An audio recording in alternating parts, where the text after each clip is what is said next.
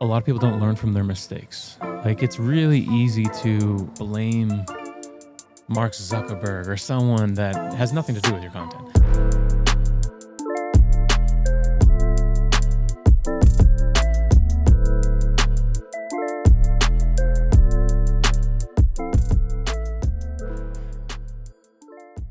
All right, Jack, we're live. We are live. So I thought I'd talk to you about social media. I know a lot of creators and brands stay invisible when they're trying to be seen. And as someone who has built Toro from the ground up, 150K on Instagram, 5K on YouTube, over 40K on TikTok, how can these creators help themselves and get seen? Oh, God, with social media in general, you have to break through this wall of fear, doubt, being judged, being made fun of, all that stuff. And we had a lot of clients that they were so gun shy to kind of do anything that we were like trying to push the envelope and say, you know, if you tried this on video, if you tried this other thing, it would work for you. And people were like, no, let's just go with this. And like, they wanted to play it safe or they were embarrassed. And then that was the point where personally I was like, fuck it. I'm like, I'm going to go do the way that I know this works for our own channels, and then use it as a case study to then show our clients this is the way that you grow channels and this is the way you grow, you know, viewership. So that was like kind of jumping off the deep end with my friends there. I knew they were going to make fun of me. Like, I knew for a fact I was going to get shit on for putting content out there. And the first stuff, super embarrassing. But if you're not embarrassed by the first stuff, then you started way too late. So I had literally just my phone. Right. So I'm just like, hey, you know, episode 1, helpful websites, you know, this, that, and no hook, no strategy, just trying to show people helpful things. And honestly, that's how pretty much everything works on the internet.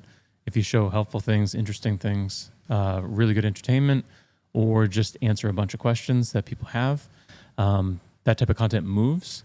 But the start of it was, I'm going to embarrass the shit out of myself for however many episodes before it works. And that for me was about 28 episodes of doing the same helpful websites, filming me, filming the screen, and then walking people through why it's a cool website or what the function is or how it could help you. And like no views for literally 28 episodes. And then I had one that went viral. And then I was like, started to figure out the formula. But that beginning was like, I know my friends are going to make fun of me. They probably still do behind my back. But it's just one of those things like, I just don't give a shit. So you got to suck it up at some point, and no one's going to be laughing later on if it works. 100%. That's exactly what happened with our content. And it escalated quick. So that was something that it was around 30 episodes, and we got to, 200 plus episodes. And the thing was, you change things up, try new things, but when you find a formula, the biggest mistake people make is to pivot away from that. But if you just double down and stay with that format, your audience gets used to seeing you in this certain way and knows what to expect. Where like, hey, Matt Sullivan's filming from that angle of this computer screen. I know he's about to show me something cool with the internet or with some sort of tool or AI. So I made that mistake early on of trying to keep going down different creative paths when I didn't just stay with the formula that worked. And then I came back to it and things changed a little bit with the algorithm. But we skyrocketed up to like 148 followers on Instagram. And we skyrocketed up to like 40,000 on TikTok. TikTok was actually first. So I was like, oh my God, this TikTok thing's really easy. And then it totally plateaued. And then Instagram came and blew it out of the water, like 3x or more. And then that kind of plateaued. And we were stuck under 150,000 followers for a long time. But a lot of that was actually us getting so busy here at work that I couldn't put in the time to create cool content. So like I would go weeks without putting a single thing out there. And then it would feel like starting all over again. So when something works, when you find a formula, you have to have that compounding same consistency or else it's going to fall apart. And it did to us 100 times because we got so busy. If someone is scared to post online, whether they're scared to be judged or don't think they're interesting enough or whatever it may be, what would you tell them? Well, first of all, I'd say, like, are they truly passionate about that thing? Like, one, why would they want to put out content in the first place? Is it to become some sort of creator, influencer, help a brand out, help their own company, whatever? What was the purpose of you wanting to do it in the first place? And then if you're serious and you really want that thing, then you will do this. And most things, when you start it, go in the red to then come out in the green. It's just how long is it going to stay in the red? It's the same thing with like paid marketing, with content creation, with all these things. There's going to be this dip of negativity that you just have to fight through. But if someone was dead serious about getting viewership online and getting eyeballs and attention, then I would really question them on are they serious or not, and can they withstand that mental burden, that mental barrier of, hey, it's not going to be pretty, but you will get better and better at it over time if you stay with it. What's the difference between content that gets views versus content that builds trust or gets remembered? So that is so important when you start to create content, is to think about it in the sense of a funnel, right? Top of the funnel is all awareness. And that's mostly what people go for, is like, how can I get the most views? How can I get the most engagements or any of that stuff? And that's like some cheap clicks at the top of the funnel just for awareness. The stuff that we care about now, and it's kind of why we plateaued out on our audience, is we're not going for this giant awareness plays, but the bottom of the funnel with the buyers of answering very specific questions that may only get 100 views, but they're the people that had a question about something we do. They saw our thing and then took action to go buy it. So I think when you create content, you really have to decipher a certain strategy around try to get eyeballs, right? Top of the funnel. And then you can go middle of the funnel to really kind of qualify those people to see services they may need, things they're interested in. And then as you get more and more down the funnel is like super niche, specific questions that only someone with real buying intent would have. And the viewership should be next to nothing, but they are really, really qualified and will be a customer. Why do you think most brands and creators stay invisible online? I think a lot of people don't learn from their mistakes. Like, it's really easy to put out something and blame the algorithm or blame Mark Zuckerberg or someone that has nothing to do with your content. If you can take like full accountability for like why your stuff is flopping, then you can actually become better and better at it. And it's like in football or sports, is you play the game's filmed. And I just remember like high school football, even like on Monday, we would work out and we'd watch film. And you'd study the game and what went wrong. And you'd go play by play. The coach would shit on you about your mistakes, and then you'd learn. And that was something that is super helpful. And even in sales and corporate life, call recordings, you go back, listen to your call recordings of how you pitched someone, where you went wrong, get coached up. That was cringy. I remember my first sales job. It was brutal. I hated to listen to myself on the phone. And it's the same thing with your content, is you have to actually study what happened and what went wrong to then make insightful changes. But the algorithm, or excuse me, the features within the platforms, they show you this stuff. It's crazy. If you have a 45-second clip, it'll show you the retention rate over that. It'll show you where people like engaged with it and where the viewership completely dropped off. So it's something that you can really know and critique your own stuff by just looking at a few charts here and there. But if you're open to studying your own stuff, sky's the limit. Like, you can always improve it. What would you say to someone doing everything right but still not getting traction? I'd probably say that they're not experimenting enough with certain types of media. So, I mean, you could find like some people are just really good at audio and the podcasting side of just audio. Some people are incredible on video. Some people are good in certain kind of tutorial aspects, whether little box or commentary box in the corner of the screen, and they're letting the actual thing happen in front of them do majority of the work, and they just kind of weigh in on it. There's all sorts of styles, and to someone that's trying a specific type of content and it keeps flopping, not working, just not having it, I would say to experiment with different angles of other stuff. There's so many ways to kind of approach content, and maybe you just didn't explore enough with either long form content, shorter form content. I remember one thing that really helped us specifically was I set a goal for myself at the beginning that none of my videos could be more than 20 seconds, because I knew the actual viewership duration of people getting to the end of the video was such a strong metric. So I was like, the shorter I can make it, more compact with actual helpful insights, I think I can get more people to the end of the video versus like a drawn out, hey, this is going to take me 5 minutes to explain. I was like, it has to be less than 20 seconds. If it's not, I have to refilm it. And that helped me tremendously get a lot of visibility. The most viral video I have, I think, was like 5.4 million views. It was a really stupid basic tool about basically reimagining backyards using AI. But still, it was cool to see something take off. But all my other stuff previous before I went to that rule, it didn't really work too well. So I would just keep exploring, keep trying new things. If people want to see firsthand like how something works, and I know personally, like I'll filter by the actual length of the video.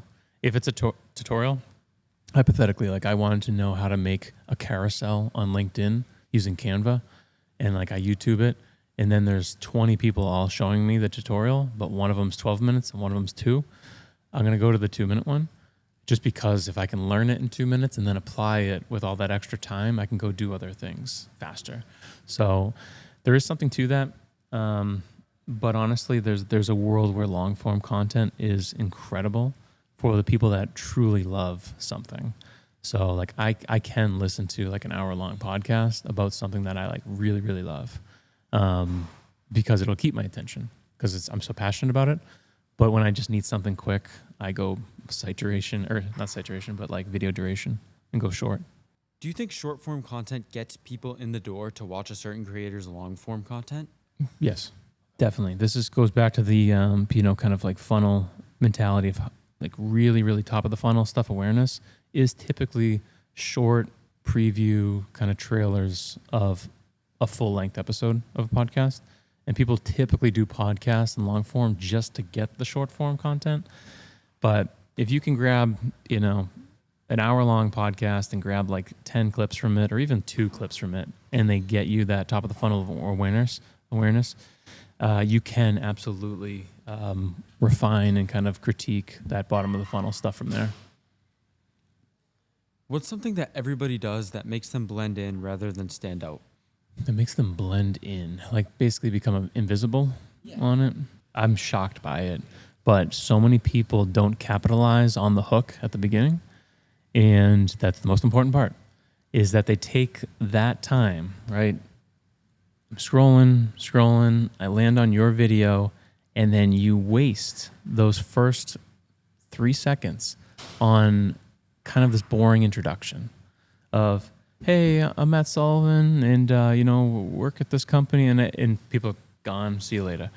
But I think there's all these different types of hooks and styles of hooks, negative hooks, other things that you can spark curiosity of, like, I've been working with WordPress for 15 years, and here's the one mistake that I keep making, or here's the 3 things I've learned most from using this tool. And lists work, anything like that. But if you kind of tease it with, here's the hook and what you're going to learn over the course of this video, people stick around. So not the best example there, but still something that you can say something in the first 3 seconds and don't waste that time. I do feel like everyone's very invisible at the start of their videos because they just waste the hook moment on something boring. Yeah, we had the 3 hook rule. With the visual hook on the what you're actually doing, where you should be like, in motion to start it. There's the text hook, typically of just a fixed text that also can be on the thumbnail. And And yeah, it's something that's in the actual verbal hook of what you say. But those different hooks, if you kind of blend them all into some sort of refined effort, you will grab people immediately and separate yourself out of that kind of being a ghost on social. What's your most bullish take on how to get noticed online? The most bullish take, how to get noticed. Well, it's kind of with anything. If you want to get noticed, you have to do things that other people aren't going to do. It's the same thing with just like success in general. It's like if you do the hard things or do the stuff that no one's willing to do, you're going to get attention, you're going to get visibility, and probably get a lot of work from it and money. But yeah, if you want to get noticed on social, you can't just keep copying someone else, or you can't stay in this kind of comfortability, area. You do have to test the boundaries carefully. I think there's a lot of people that do really dumb shit to get views, where they put themselves in physical harm or someone they care about in physical harm. But that's something that if you do kind of really explore some boundaries on some stuff, it's where the eyeballs are with growth. And you'll see it. The top creators, they do some really cool stuff. Granted, a lot of them spend a bunch of money to then create a visual or some sort of environment that's hard to create. So you're generally going to be curious of like, what the hell did they just do? But man, there was one video that Mr. Beast did recently in the past few months, and it was just cool because like usually he's talking and setting up something like a Squid Games replica or something crazy that costs millions of dollars. But it was a video with zero audio from him where he just was running. So you kind of had the visual hook of motion where he was running, and then every few seconds he was adding on another dollar amount onto himself.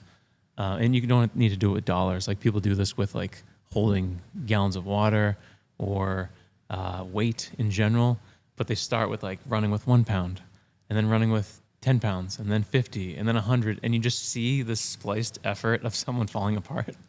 But there's like little things like that they don't take a lot, but you could actually look at someone's techniques, what they did, try to use it as inspiration, knowing that it got them viewership, spin it your own way, try something in your wheelhouse that doesn't break the bank, and test it. I think that's the biggest thing that people don't do enough of is testing to see what actually works, what doesn't. And that's where I know I get shit on from like people that know me is they don't realize that I'm testing and that I'm constantly in the lab here trying new things. And Instagram was really, really smart to release trial reels to actually do that type of testing without publishing it to your followers. But honestly, like I just like to see the real shit. So lots of times, like I'll put things out there that are very borderline of like, one, how's this gonna be? How are people gonna view me with this one? How's this gonna help the business? All this stuff that I just like to see how the algorithm takes to certain stuff. So you have to have like Ted Lasso, kind of the mind of a goldfish. Forget it. If it didn't work, move on to the next thing, and be willing to test relentlessly and be curious of why something worked and dig deeper. So just to echo that, I would constantly be testing, constantly be refining the stuff that worked and making mental notes along the way of what doesn't work, what does work, and keep getting better. Before I had like a really crappy iPhone 10 or 11 or something like that when I first started making content. And it was really bad quality. Audio was bad, all that stuff. But as you kind of perfect your craft and you get viewership with something that's super approachable of just shooting with a camera, you can then get better equipment if you want, amp up your audio with an external mic, get better lighting, do all that stuff to then kind of get it to a new kind of standard. But honestly, just start with what you have. You don't need to go buy expensive shit. Just do it consistently, learn from it. And yeah, that compounding effort with anything works with content creation too.